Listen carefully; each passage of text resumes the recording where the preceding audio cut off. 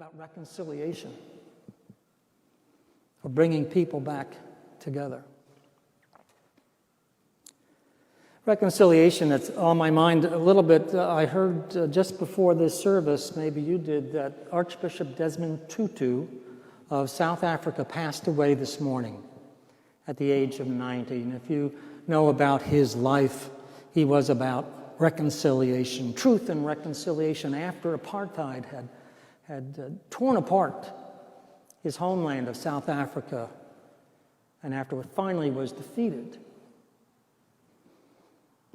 I thought of a quote by Archbishop Tutu I always loved, and it was about apartheid and about the tragedy of it.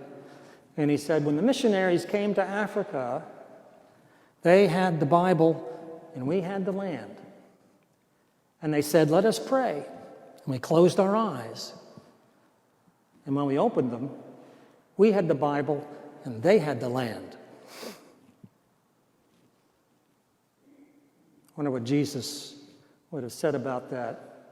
But he did say something about that through his servants such as Desmond Tutu and others who worked for justice among all people.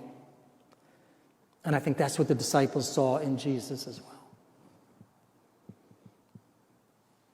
They knew a God who was not distant, but rather who was enfleshed, involved, invested in what happens to them.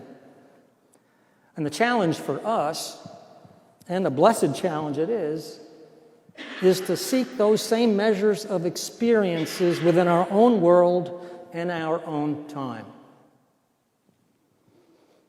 I mean, they don't need to be identical to those who lived 2,000 years ago in Palestine.